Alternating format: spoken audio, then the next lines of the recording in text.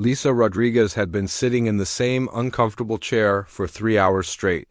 The metal surface was cold against her back, and the alien atmosphere in the council chamber made her skin feel dry.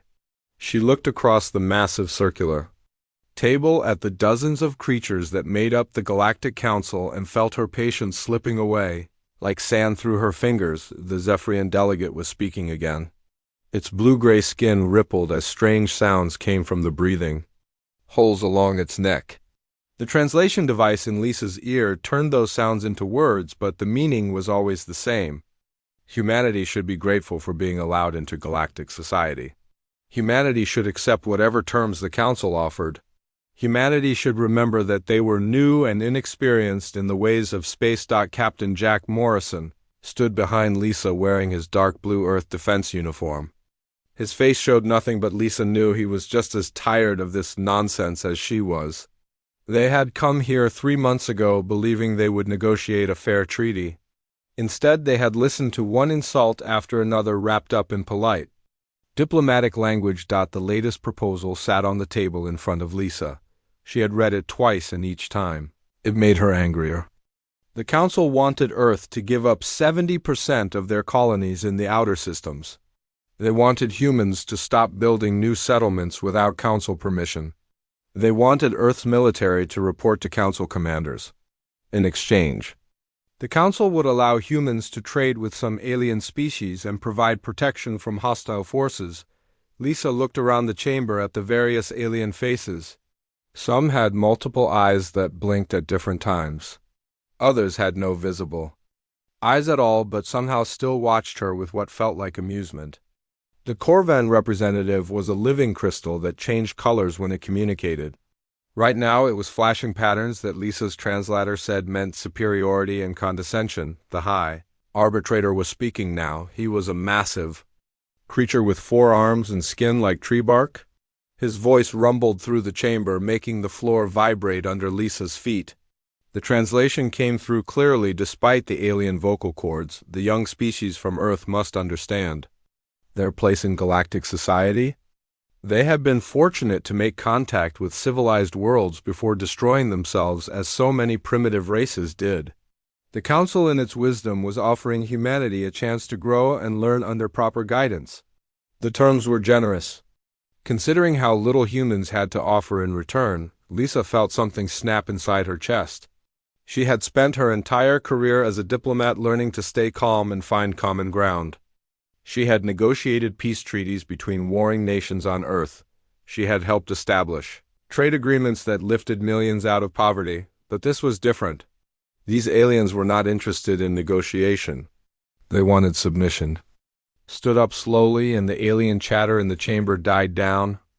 Every eye, sensor, and alien awareness focused on her. Lisa picked up the treaty proposal and held it in both hands. The silence stretched until she could hear her own heartbeat. This is unacceptable. Earth will not surrender its colonies to beings who see us as children to be managed. We will not place our military under foreign command. We will not beg for permission to expand our civilization among the stars. The reaction was immediate. The Zephyrian delegate's skin turned a darker blue, and the breathing holes along its neck flared wide. The Corvan crystal flashed angry red patterns. Several smaller aliens began chattering in high-pitched voices that made Lisa's teeth ache even. Through the translator, the High Arbitrator raised one massive arm, and the chamber fell quiet again. His 4 eyes fixed on Lisa with what she assumed was surprise. When he spoke, his voice was lower than before, and the floor vibration felt almost threatening. The human representative seems to misunderstand the situation. Earth is a single small world with a brief history of space travel. The Council represents thousands of worlds with millions of years of combined experience. No species joins galactic society as an equal partner. All must prove their worth and earn their place over time. This is the natural order. Lisa felt Jack Morrison shift slightly behind her, but he remained silent. She had made the decision to lead this negotiation, and he would follow her lead no matter where it went. That knowledge gave her strength as she faced down beings who could probably destroy Earth with a single command to their fleets. Then these negotiations are over. Lisa set the treaty proposal back on the table without signing it. Earth entered these talks hoping to find friends and allies among the stars. Instead, we found beings who see us as servants or pets to be trained. We reject your terms completely. The chamber erupted in alien sounds. Some creatures were clearly angry, while others seemed shocked. The High Arbitrator's forearms moved in patterns that Lisa's cultural briefings had said indicated extreme displeasure. But she no longer cared what any of them thought. She turned to Jack Morrison, and her voice carried clearly through the chaos. Signal the fleet captain. All human personnel are to return to Earth immediately. We are withdrawing from galactic space. Jack nodded once and touched the communication device on his collar. The message would reach every human ship and station within hours. Lisa gathered her papers and walked toward the chamber exit. Behind her, the alien voices grew louder and more desperate. Several delegates were shouting demands that she return to the table. The High Arbitrator's voice boomed over the noise. The human delegation will reconsider this hasty decision. No species has ever rejected the Council's guidance. The consequences of such pride will be severe. Lisa stopped at the chamber door and looked back one final time. Her voice was calm and clear when she spoke. Humanity has survived ice ages, world wars, plagues, and natural disasters without anyone's help. We reached the stars on our own. We built our colonies with our own hands and defended them with our own courage. If the Council cannot treat us as equals, then we will make our own way as we always have. She walked through the doorway and did not look back. Jack Morrison followed close behind, and the sound of their footsteps echoed in the corridor. Outside, behind them, the chamber had fallen silent again as the implications of humanity's withdrawal began to sink in. 3 months of negotiations had ended in less than 10 minutes. Lisa Rodriguez had just made the most important decision in human history, and she felt strangely calm about it. Earth would stand alone among the stars rather than kneel before beings who saw them as inferior. The galaxy was about to learn what that choice would cost everyone involved. The first sign of trouble came exactly 72 hours after the human delegation left the council chambers. Councillor Vex of the Antaran Trade Consortium was reviewing shipping manifests when his assistant rushed into his office with a data pad clutched in her 4-fingered hands. "So the human cargo vessels have disappeared from our tracking systems. All of them departed their scheduled routes simultaneously and are heading toward Earthspace. Vex took the datapad with his primary manipulator arms while his secondary arms continued working on other documents. The Antarans were excellent at multitasking, which made them valuable trade coordinators across the galaxy. But even with 4 arms working at once, Vex could not process what he was seeing fast enough. How many vessels are we talking about? His translator device converted his chittering sounds into galactic standard language. The assistant's skin patches changed from green to yellow, indicating stress. Over 3,000 registered cargo haulers, sir. They carry approximately 40% of all goods moving through the Outer Rim territories. The shipping companies are all human-owned or human-operated. Vex set down his other work and focused entirely on the datapad. The numbers were staggering. Human shipping companies had grown rapidly over the past 50 years since first contact. They were efficient, reliable, and charged reasonable rates. Many council worlds had come to depend on them for regular supply runs. What about the mining operations in the Kepler sectors? Vex's skin patches were starting to turn yellow as well. Gone, sir. Every human-operated mining station has shut down and evacuated. The valuable mineral deposits they were extracting are now undefended and unworked. Several council member worlds relied on those materials for their industrial production. Vex stood up from his workstation and walked to the large window overlooking the council district. Hundreds of alien beings moved through the streets below, going about their normal business. None of them realized yet that their comfortable civilization was about to experience its first major disruption in over 1,000 years. Admiral Karen Phillips sat in Earth's Deep Space Command Center watching status reports flow across multiple screens. The massive chamber was built inside a hollowed-out asteroid in the Sol system and served as the coordination hub for all human military and civilian operations beyond Earth's atmosphere. Right now, it was orchestrating the largest withdrawal. In Galactic History. Report, Karen's voice carried the authority of someone who had spent 30 years building Earth's space-based defenses from almost nothing. Commander Tony Baker looked up from his console. All civilian vessels have acknowledged the Recall Order, Admiral. Estimated time to complete withdrawal is 6 days for the furthest ships.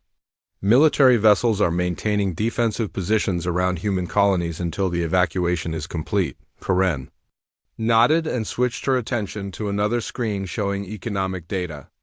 The numbers were more impressive than she had expected. Human businesses had become deeply integrated into galactic commerce over the past 5 decades. Earth companies provided shipping, mining, manufacturing, and technical services across dozens of sectors. What about the joint operations with Council forces? Karen asked without taking her eyes off the economic projections. Commander Susan Wright answered from her station near the communications array. All human personnel are being withdrawn from joint military bases, research stations, and diplomatic missions. Several council representatives have requested emergency meetings to discuss the situation. Karen smiled grimly. Too late for meetings. Now they had their chance to negotiate in good faith. Instead, they chose to treat us like a conquered species, begging for scraps. Dr. Stephen Cole was having a very different conversation in his laboratory on Mars. The xenobiologist had served as Earth's primary liaison with various alien scientific communities and had friends among several council species. Right now, 3 of those friends were on his communication screen looking desperate. Stephen, you must convince your government to reconsider. The Zephyrian scientist's image flickered as the long-distance transmission struggled with interference. Our joint research into quantum consciousness was on the verge of a breakthrough. Without human insight, we cannot complete the work. Dr. Cole felt genuinely sorry for his alien colleagues, but his government's decision was final. I understand your frustration, but this situation was created by your own council.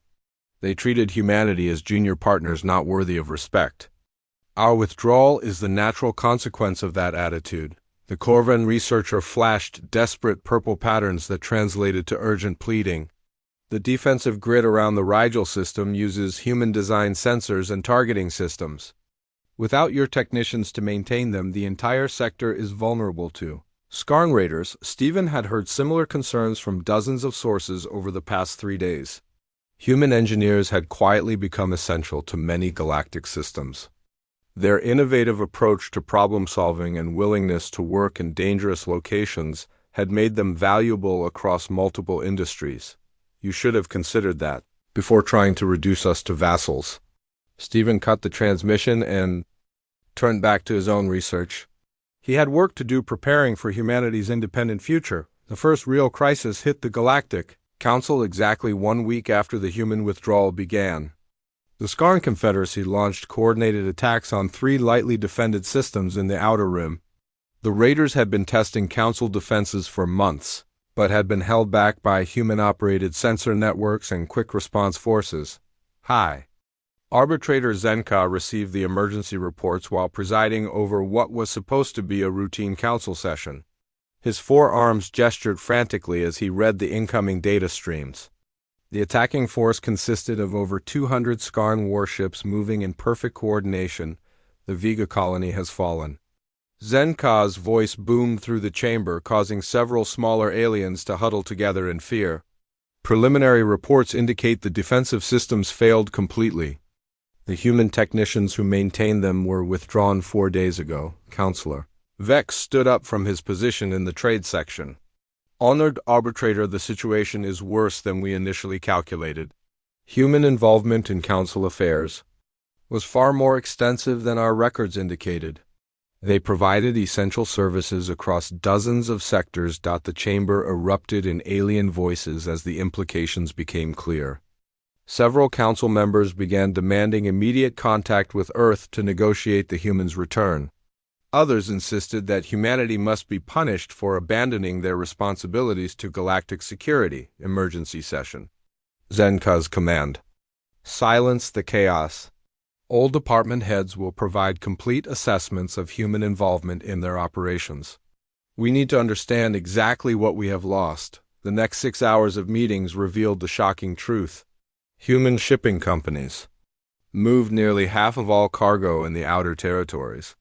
Human mining operations provided critical materials to over 30 council worlds. Human technicians maintained defensive systems across a dozen sectors.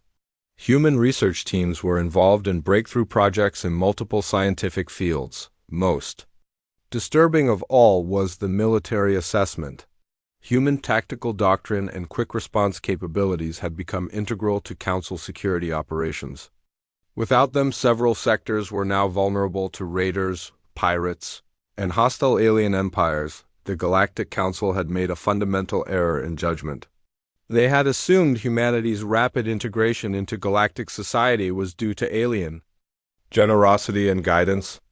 In reality, humans had earned their place through competence, innovation, and sheer hard work. Now that they were gone, the Council was discovering just how much they had come to depend on the species they had treated as INFER, as reports of system failures and security breaches poured in from across Council space. It became clear that humanity's withdrawal was not just an inconvenience. It was a catastrophe that threatened the stability of galactic civilization itself. Lieutenant Colonel Amy Brooks was having the best morning she had experienced in months. The orders from Earth Command were clear and simple. All human personnel were to withdraw from joint operations immediately. No exceptions and no delays. Amy looked around the command center of New Arizona Station and smiled as she watched her people pack their equipment with obvious relief. The station was humanity's contribution to the Outer Rim Defense Network. It monitored a crucial shipping lane and provided early warning for Skarn raider attacks. For 3 years, Amy had worked alongside alien security forces, trying to maintain peace in one of the galaxy's most dangerous regions. The aliens had always treated her people as useful assistants rather than equal partners. Colonel Brooks, the insectoid security chief Zis, approached with his usual clicking gait. His translator device struggled with the complex sounds he made when agitated. You cannot simply abandon your posts. The Skarn raiders will attack within days of your departure. Without human tactical analysis, we cannot predict their movements. Amy continued supervising the removal of human-designed sensor arrays and communication equipment. The advanced systems had been installed and maintained entirely by her engineering teams. The aliens had never bothered to learn how they worked, assuming humans would always be available to handle technical matters. Not our problem anymore. Chief, Amy's voice was cheerful despite the serious situation. The Council made it very clear that we are junior partners who should be grateful for their guidance. Junior partners do not carry the defensive load for senior members. Zeiss's compound eyes focused on the equipment being loaded into transport containers. Those sensor systems cost millions of credits to develop and install. You cannot simply take them away. Amy pulled out her datapad and showed him the official documentation. These systems were designed, built, and installed by human engineers using human resources. The patents and technical specifications are all registered with Earth companies. We have every legal right to remove our own property. The insectoids' mandibles clicked rapidly in distress, but the defensive network will collapse without them. This entire sector depends on early warning systems to coordinate responses to raider attacks. Then maybe the Council should have thought about that before trying to reduce us to servants. Amy sealed another equipment container and marked it for immediate transport to Earth space. Back on Earth, Director Paul Johnson was coordinating the largest logistical operation in human history. The Colonial Defense Initiative had been planning for this possibility ever since the peace negotiations began. No one had expected the Council to be quite so arrogant, but contingency plans were already in place. Status report. Paul looked up from his desk as his assistant Maria Santos entered with another stack of datapads. Sir, we are ahead of schedule on the withdrawal. 60% of our people and equipment have already been evacuated from Council space. The remaining operations will be complete within 10 days. Paul nodded and switched his attention to the strategic overview screen. Hundreds of human settlements and installations were scattered across dozens of star systems. Each one represented years of hard work and investment. Abandoning them was painful, but staying under council authority would be worse. What about the independent colonies? Paul asked while reviewing evacuation schedules. Maria consulted her notes. 47 human settlements have declared independence from council jurisdiction. They are requesting immediate membership in the Colonial Defense Network. Another 23 are still considering their options. The independent colonies were an interesting development that Paul had not fully anticipated. Many human settlements had been established on worlds claimed by the Council, but not actively occupied. When faced with a choice between Council authority and Earth protection, most were choosing to stand with their own species. Commander Rachel Stone was dealing with a very different kind of evacuation at the Kepler 442 research station. The facility was a joint operation between human and alien scientists working on breakthrough discoveries in quantum physics. Her orders were to remove all human personnel and equipment, but the alien researchers were becoming increasingly desperate. Commander, please reconsider. The lead Zephyrian scientist's skin had turned a pale gray color, indicating extreme distress. The Quantum Consciousness Project requires human mathematical insights. Your species approaches problems in ways we cannot replicate. Rachel watched her team pack delicate experimental equipment that had taken years to develop and calibrate. The breakthrough they had been working toward would revolutionize understanding of how consciousness interacted with quantum fields. It was important work, but not important enough to accept second-class status in galactic society. The Council made their position clear. Rachel's voice was professional but firm. Humans are inexperienced junior partners who should be grateful for alien guidance. If that is how you see us, then you can complete your research without our inexperienced contributions. The Zephyrian scientist's breathing holes flared in what Rachel recognized as panic. You do not understand the implications. This research could lead to technologies that benefit all sentient life. The potential applications for medicine, communication, and space travel are unlimited. Rachel sealed the last equipment container and signaled for transport. Then perhaps the Council should have valued the beings capable of making such breakthroughs. Our mathematical insights and problem-solving approaches were not gifts to be taken for granted. Similar scenes were playing out across hundreds of locations throughout Council space. Human engineers were removing defensive systems they had designed and installed. Human doctors were withdrawing from medical research programs. Human traders were canceling long-term supply contracts. Human military advisors were abandoning joint operations they had been leading. The speed and coordination of the withdrawal shocked many alien observers. They had assumed humans were too dependent on galactic infrastructure to survive on their own. Instead, they were witnessing a carefully planned and expertly executed strategic disengagement. Admiral John Hayes commanded Earth's home defense fleet from the bridge of the heavy cruiser Independence. His ships were positioned to protect human evacuation convoys, but so far no alien forces had attempted to interfere. The Council was probably still trying to understand what was happening. Admiral, we are receiving multiple requests for emergency diplomatic contact. Hayes's communication officer looked up from her console. 7 different Council representatives are requesting immediate meetings with Earth authorities. John smiled as he watched another convoy of human ships enter. Sol System. Carrying evacuees and equipment from the outer colonies. Denied. The Council had their chance to negotiate in good faith. They chose to treat us as conquered subjects instead of equals. Now they can deal with the consequences. The withdrawal was revealing something the Council had never fully grasped. Humanity had not joined galactic civilization as supplicants begging for protection. They had integrated as productive partners, contributing skills, resources, and innovations that had become essential to Council operations.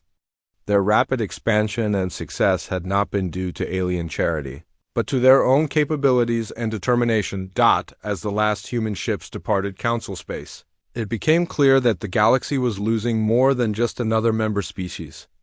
They were losing the engineers who maintained their infrastructure, the tacticians who defended their borders, the researchers who drove their scientific progress, and the traders who kept their economy functioning. The Council had treated humanity as a junior partner, but the reality was that they had become indispensable partners, whose sudden absence threatened the stability of galactic civilization itself. High Arbitrator Zenka had not slept in 4 days. The massive alien's forearms moved constantly as he tried to process the flood of emergency reports streaming into the council chambers. What had started as a minor diplomatic incident was rapidly becoming the worst crisis in galactic history. The outer rim trade routes have completely collapsed. Zenka's voice boomed through the emergency session as exhausted council members struggled to stay alert. Without human cargo vessels, the shipping costs have increased by over 400%. 17 member worlds are reporting critical supply shortages. Councillor Vex stood up from his position looking more tired than Zenka had ever seen him. The situation is worse than our initial projections, Honored Arbitrator. The Corvan Collective has lost 40% of their industrial output because human mining operations provided essential raw materials. The crystalline beings cannot survive long without those specific mineral compounds. The chamber was filled with desperate alien voices as representatives reported similar disasters from their own territories. The Antaran Trade Consortium was facing bankruptcy as their shipping network fell apart. The Rigel Defense Force had already lost 2 stations to Skarn raiders without human tactical support. 3 research facilities had shut down completely. When their human scientists departed, Senator Greg Martinez watched the council proceedings from his office in Geneva through intercepted communication signals. Earth's former liaison to the council had been recalled when the negotiations failed, but he still maintained unofficial channels to monitor the situation. What he was seeing both satisfied and concerned him. They are finally understanding what they threw away. Greg spoke to his assistant Maria Santos as another report of system failures scrolled across his screen. At this level of chaos could destabilize the entire region. Even Earth might suffer if galactic civilization collapses. Completely. Maria reviewed the intelligence summaries that arrived hourly from various sources. Sir, the hegemony of Orion has begun mobilizing their attack fleets. They seem to believe the Council's weakness creates an opportunity for territorial expansion. 3 border systems have already been evacuated as a precaution. Greg nodded grimly. The Orion hegemony had been humanity's primary rival in the early days of galactic contact. They were a militaristic empire that respected only strength and viewed the Council's democratic approach as weakness. If they sensed that Council defenses were compromised, they would certainly strike. The crisis deepened when reports arrived of the first major attack. The Hegemony Strike Force had hit 3 Council worlds simultaneously using tactics that overwhelmed the remaining defenses. Without human sensor networks to provide early warning and human tactical coordinators to organize responses, the attacks succeeded within hours. Dr. Helen Carter monitored the developing situation from Luna Station, where Earth's Deep Space Intelligence Division had been tracking galactic communications since the withdrawal began. Her team intercepted thousands of messages daily, and the pattern was becoming clear. Panic was spreading through Council space faster than the actual military and economic problems. The psychological impact may be worse than the practical losses. Helen reported to Earth Command during her daily briefing. Council species had become accustomed to human reliability and competence. Our sudden absence has shaken their confidence in their own abilities to maintain their civilization. Admiral Karen Phillips reviewed the intelligence reports with growing concern. The plan had been to demonstrate humanity's value by withdrawing and letting the Council experience the consequences. But if galactic civilization actually collapsed, the resulting chaos could threaten Earth's security as well. How many unofficial diplomatic approaches have we received? Karen asked her staff during the morning briefing. Commander Tony Baker consulted his daily logs. 47 attempts at unofficial contact in the past week, Admiral. Trade guilds, religious organizations, criminal syndicates, and even individual Council members are all trying to find back-channel communications with Earth. Some are offering significant concessions. If we will return to our previous positions, Admiral John Hayes was dealing with more direct pressure from his position commanding the Home Defense Fleet. 3 different alien military commanders had requested emergency meetings to discuss mutual defense agreements. The Council's official channels remained closed, but individual members were becoming desperate enough to risk independent action. Admiral, the Zephyrian Third Fleet is requesting permission to enter Sol System for urgent consultations. Hayes reviewed the message from his flagship as Earth's defensive satellites tracked dozens of alien vessels at the edge of human space. They claimed to have information about Orion hegemony attack plans that could threaten Earth colonies. Hayes had been expecting something like this. As the Council's position weakened, individual members would try to establish separate relationships with humanity. The problem was determining which approaches were genuine and which were attempts to manipulate Earth back into a subordinate position. Denied, Hayes transmitted his response to the waiting alien fleet. All diplomatic contact must go through official Earth government channels. The Council created this situation by treating humanity as inferiors. Individual members do not get to bypass that decision when it becomes inconvenient. The breaking point came during the 6th week of humanity's withdrawal, when the Zephyrian homeworld itself came under attack. The Orion hegemony had been probing Council defenses and found them critically weakened without human support systems. A massive invasion fleet jumped directly into the Zephyrian system and began systematic bombardment of the planet's major cities. The Zephyrian government issued a desperate plea for assistance that was broadcast across all galactic communication channels. Their blue-gray homeworld with its crystalline cities and floating gardens was home to over 1 billion sentient beings. The defensive grid that should have protected them had been designed and maintained by human engineers, who were no longer available. High Arbitrator Zenka received the emergency transmission while presiding over yet another crisis session. His forearms trembled as he processed the magnitude of the disaster. The Zephyrian homeworld was one of the founding members of the Galactic Council. Its fall would signal the beginning of total collapse. Emergency evacuation of the Zephyrian population has begun. Zenka's voice was barely audible as he delivered the devastating news. Preliminary estimates suggest we can save perhaps 10% of the civilian population before the planet falls. The defensive systems they relied on were all human-designed, and we no longer have the technical expertise to operate them effectively. The chamber fell completely silent as the implications sank in. If the Council could not protect one of its founding members, then no world was safe. The careful balance of power that had maintained galactic peace for over 1,000 years was crumbling because they had underestimated and insulted the species, whose contributions had become essential to their survival. Senator Martinez received word of the Zephyrian crisis within hours through Earth's intelligence network. The situation had moved beyond proving a point about respect and equality. An entire civilization was facing destruction because the Council had been too arrogant to treat humanity as equals. The question now was whether Earth could find a way to restore stability without accepting the subordinate position that had started this crisis. Lisa Rodriguez walked into the Galactic Council chambers for the second time in 4 months, but everything had changed. The same aliens sat in their designated positions around the massive circular table, but their postures were completely different. Where once there had been condescending amusement, there was now desperate attention.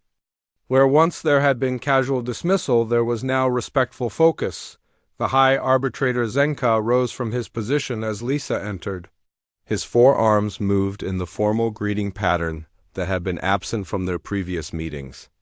The massive alien's voice carried none of the superior tone that had characterized their earlier negotiations. Ambassador Rodriguez, the Galactic Council welcomes the representative of the Human Colonial Alliance.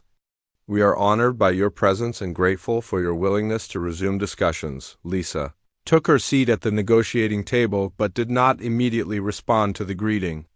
She opened her briefcase and arranged her materials with deliberate care.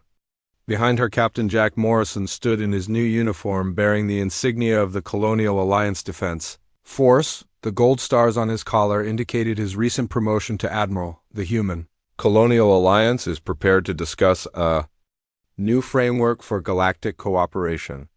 Lisa's voice was calm but carried an authority that had been missing from their previous meetings. However, we wish to make our position clear from the beginning.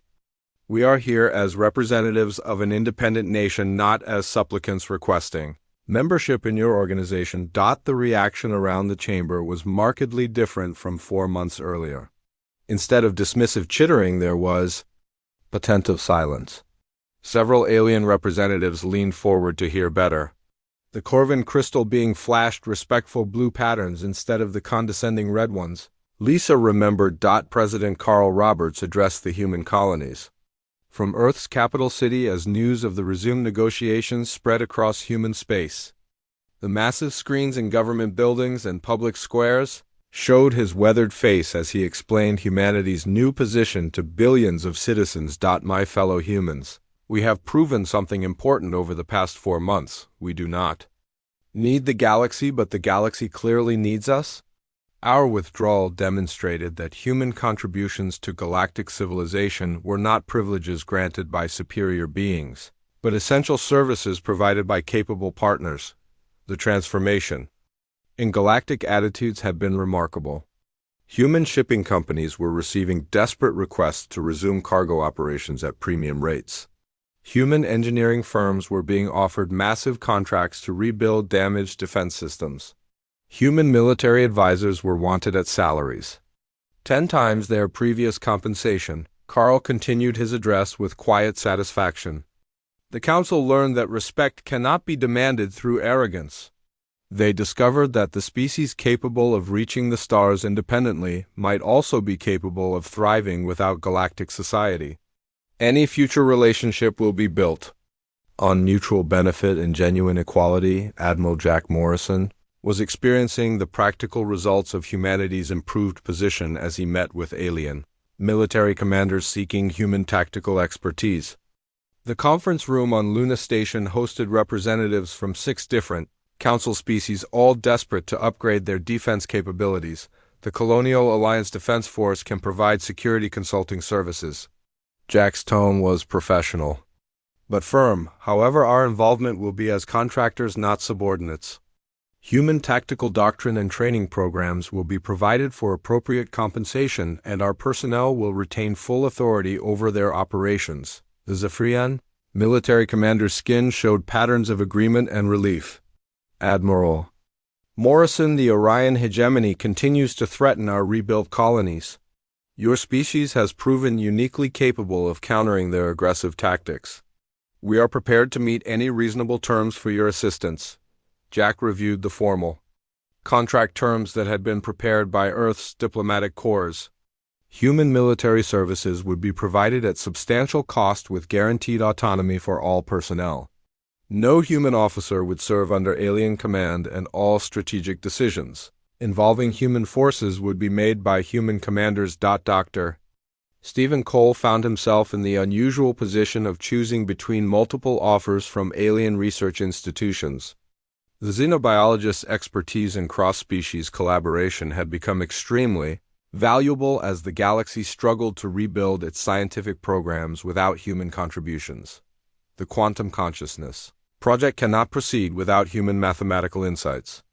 The lead Zephyrian researcher had traveled personally to Mars to make his appeal. We are prepared to offer full partnership status and shared ownership of all discoveries. Your team would have complete research autonomy and equal access to all resources. Stephen considered the offer carefully. It was a dramatic change from the subordinate role he had been expected to accept before the withdrawal. Now, alien institutions were competing to attract human scientists by offering terms that would have been unthinkable just months earlier. I will consider your proposal along with the others. Stephen's response was diplomatic but non-committal. The Human Colonial Alliance has received similar offers from 14 different research organizations. We will make our decisions based on which partnerships offer the greatest scientific potential and respect for human expertise. The negotiations in the council chambers proceeded with surprising efficiency once the basic framework was established. Lisa Rodriguez found herself dealing with aliens who actually listened to human concerns and responded with genuine compromise rather than condescending dismissal. The colonial alliance requires guaranteed sovereignty over all human-settled worlds, regardless of previous council claims. Lisa presented her terms with confidence born from 4 months of demonstrated independence. We will not accept any external authority over human colonies or any restrictions on our expansion into unclaimed systems. Hi. Arbitrator Zenka consulted with other council members before responding. The council accepts human sovereignty over existing colonies and recognizes the colonial alliance's right to establish new settlements in any system not already occupied by council members. In return, we hope the alliance will consider resuming trade relationships and security cooperation on mutually beneficial terms. The transformation was remarkable, but not entirely surprising to those who had understood humanity's true contribution to galactic civilization. Senator Greg Martinez observed the proceedings with satisfaction as he prepared to resume his role as Earth's ambassador under the new arrangement. The Council finally learned what many humans had known from the beginning. Greg spoke to his staff as the formal treaty documents were being prepared. Humanity did not need to be managed or guided by superior beings. We needed to be respected as the capable partners we had always been. The final treaty established the Human Colonial Alliance as an independent power with full sovereignty over human space and equal voting rights in galactic affairs. Human businesses resumed operations under contracts that guaranteed fair compensation and respectful treatment. Human military forces returned to provide security services as highly paid contractors rather than subordinate auxiliaries. Most importantly, the treaty recognized something the original negotiations had ignored. Humanity had not joined galactic civilization as inferiors seeking protection. They had integrated as valuable partners, whose skills and determination had become essential to the galaxy's continued prosperity. The Council's attempt to reduce them to junior status had nearly destroyed the civilization they were trying to protect. As the signing ceremony concluded, Lisa Rodriguez reflected on how much had changed since her angry departure 4 months earlier. Humanity had proven that sometimes the greatest strength was knowing when to walk away. The galaxy had learned that taking valuable partners for granted could have catastrophic consequences. The new balance of power was built on mutual respect, rather than assumed superiority, and both sides were stronger for it.